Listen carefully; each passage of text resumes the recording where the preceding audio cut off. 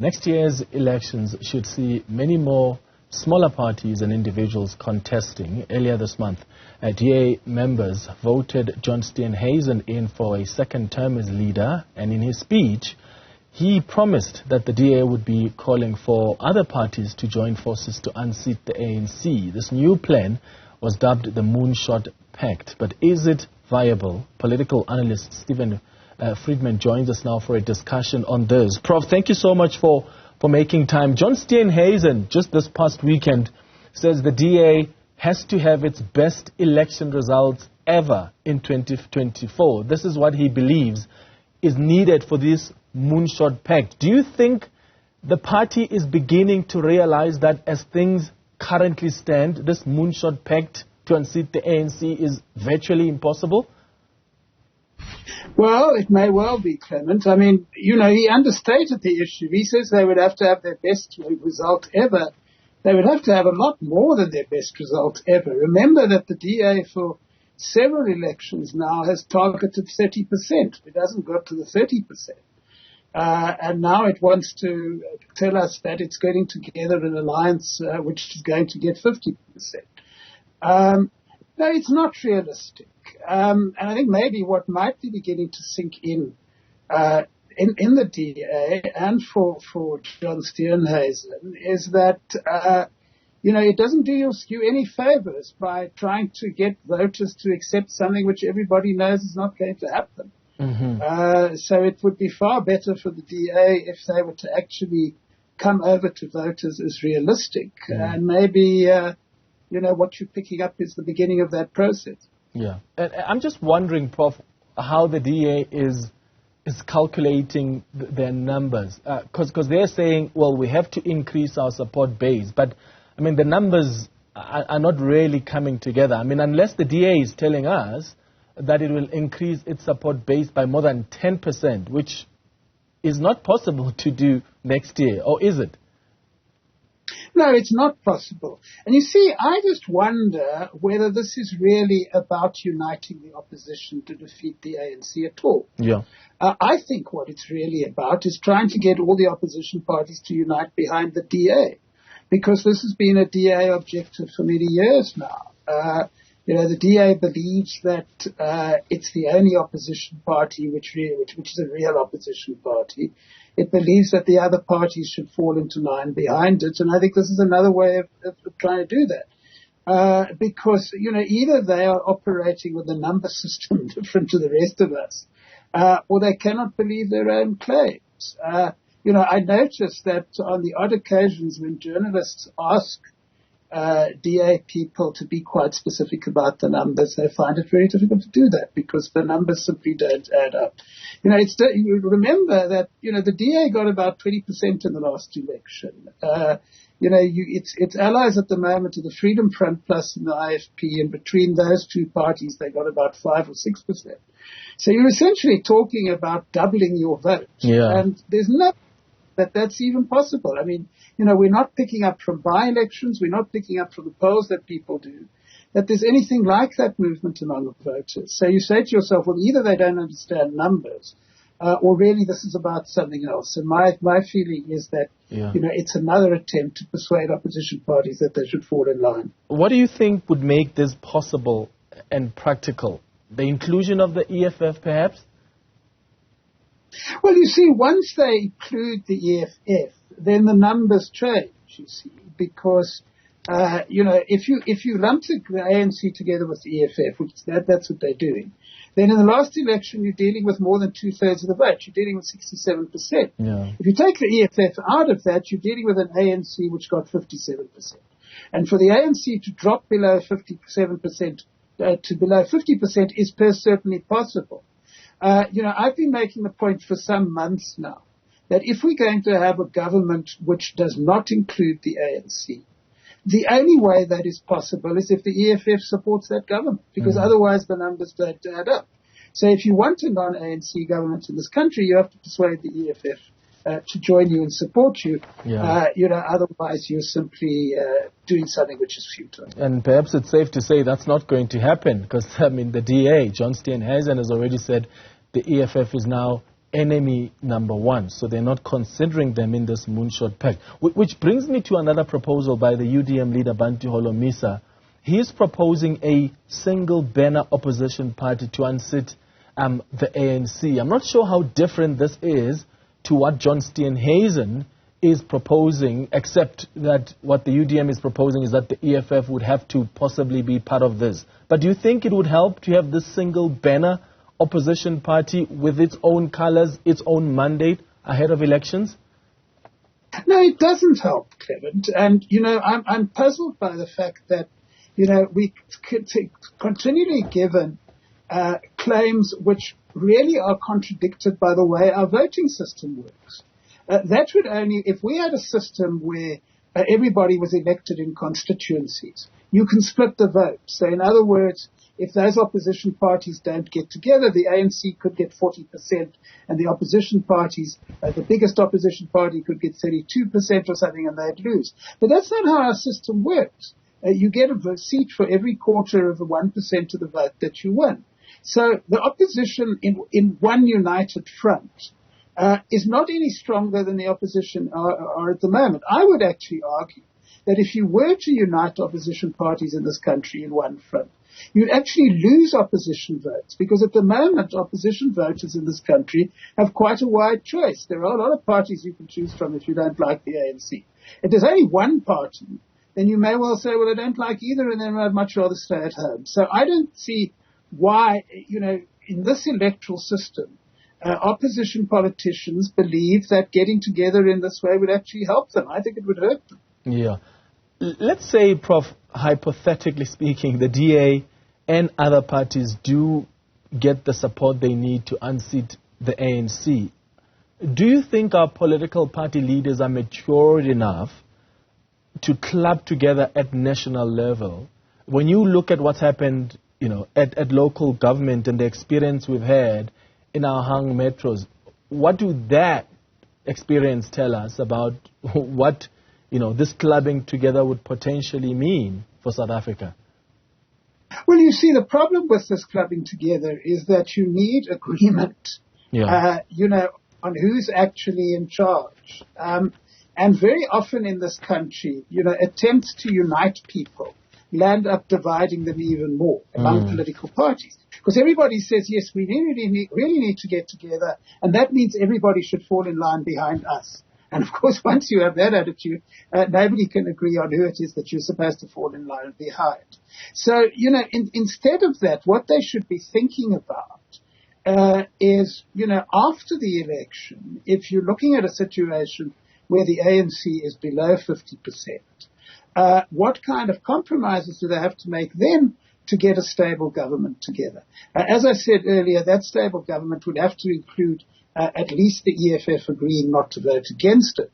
And I think that is the big difference between what General Holomisa is talking about and what the DA is talking about. I assume that he's not against including the EFF. But even at that stage, you have to have a very clear sense of what you prepare to give and the compromises you prepare to make. And incidentally, I think one thing that we ought to be concerned about as South Africans is that if we get to that stage, we must make sure that our political rules allow the parties to do that. Mm-hmm. And at the moment, they don't. At the moment, you're supposed to get together and elect a new government in 2 weeks after the general election. And that's not nearly enough time to enable the parties to So what we need is rules to say, look, why are they thrashing it out? This is who will govern the country. And then, they will have to make the compromises which could enable them to get around the problems we've been seeing over the last year. Yeah, and I mean, we've seen after the 2016 local, government, in fact, recently, the last local government elections, the delays in forming, governments at local level because of the political parties that were not necessarily agreeing on that pact and how they're going to be working together. You've previously indicated, Prof, that this Moonshot Pact rests on this simple premise that the ANC and the EFF needs to be kept out of government. Why do you think that in itself is problematic, far apart from whether or not this is practical, but premising this whole pact on this idea that we've got to keep those two parties out of power? Well, the problem is, I mean, in a democracy, if people want to keep two parties out of power, they're entitled to do that. I'm not saying there's anything undemocratic about it. I'm just saying that if all you really have to offer is that you don't want two other parties in power, then, what are you going to do for the next 5 years once they're not in power? I mean, you do have an obligation to explain to people what you would do that they would not do. And, of course, as you said earlier, I mean, the point I've been making is not so much that it's undemocratic, but it simply is unrealistic. It simply misunderstands how the numbers stack up. Yeah. Now, they're doing this deliberately, of course. They're doing this deliberately because they believe that there's a section of the society who are very scared at the idea of an ANC EFF coalition. And therefore, if you tell them that you better vote for us or you'll have an ANC EFF coalition, they believe that people will be scared enough to vote for them. Yeah. I don't believe that's true, but even if it was true, the point I made earlier, what do you do the day after the election? There was an American movie about politics some years ago in which this guy fights this really dirty campaign and he wins. And the minute after he wins, he turns to everybody and he says, well, what do we do now? And you don't want to be in that situation if you're an opposition party. Yeah, we don't want to be in that situation indeed. Does this open the door more and more to this possibility of the ANC and the EFF working together at national level? It's already happening at local government, though there's no clear framework and agreement, between the two parties. From what I'm gathering, what they're agreeing on at local government is we're going to give the mayorship to the smaller parties and we are going to divide the MMC positions. But when it comes to national level, what's the likelihood that that's the kind of structure and framework they may adopt at the national level if they do agree to work together? Well, I don't think they will. I don't think they will agree to work together on a national level. Bear in mind that the EFF has been doing two things recently. Yes, as you correctly say, it's been working with the ANC at local government level. On the other hand, it's been disrupting the State of the Nation address and organizing shutdowns because it's demanding that Cyril Ramaphosa go. So what is the connection between the two things? The two things is that they know that under the current ANC leadership, that coalition's not going to happen. So they want Cyril Ramaphosa removed. They are hoping that he will be replaced by Paul Mashatile, who has said publicly that he does want to talk to the EFF. But I don't think the ANC are going to get rid of Cyril Ramaphosa because the EFF tells them to do it. Incidentally, one thing which the EFF should be aware of, but they don't seem to be aware of, it's not even clear that the ANC could get rid of Cyril Ramaphosa in this way if it wanted to. Because the ANC constitution says the only way you can get rid of a president between elections is through a disciplinary process. And I don't think that's terribly likely. Yeah. But even if, let's say the current president was forced to step aside by Palapala or something like that, it's one thing for Mashatile and the EFF to say they want to talk to each other. And it's another thing to imagine them agreeing on something which would last 5 years. Yeah. And I think that, just remember that they couldn't agree on an amendment on land expropriation without compensation. So you're suggesting that two parties that couldn't agree on an amendment are now going to agree on a program to govern together for 5 years. Yeah. I just don't see it happening. I'm actually reminded of what happened after 2016, where the EFF came with a long list of demands to the ANC, exactly. That if you want to work with us, you've got to do this and this. And the ANC says, are you crazy? That's not going to happen. Because sometimes their demands, you would say, are just not, possible. Then what options does that's exactly what, and it would be. I would imagine that one of the EFF demands would be that Julius Malema be president, for example. Yeah. And I don't think the ANC could agree to that.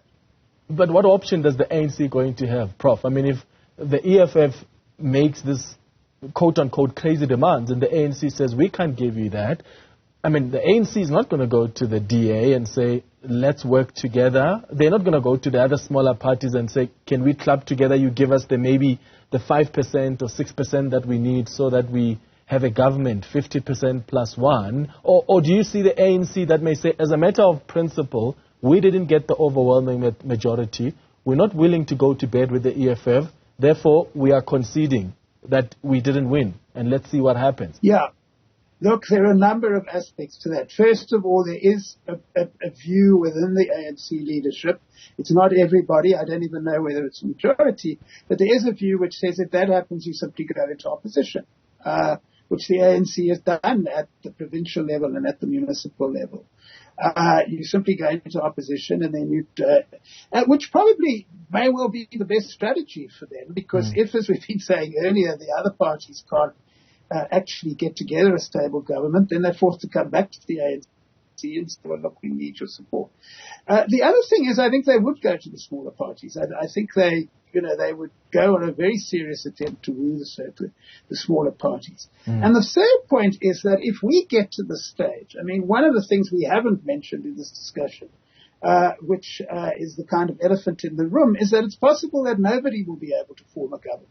Yeah. Because if this Moonshot Pact doesn't get anywhere, and the ANC can't find it's got common ground with the EFF, and it can't find common ground with the other parties, then no government can be formed. I think in that case, you would have huge pressure from public opinion to form a government, and I think at that stage, we'd start to see positions moving very quickly, and one of the consequences of that is that you could well see pressure on both the ANC and the DA to get into a room and form a joint government. Yeah, I mean, at the end of the day, political parties are all about power, right? And I wonder if the ANC, Prof, is ready to give up that power, or is it willing to go to any lengths to still keep that seat at the union buildings?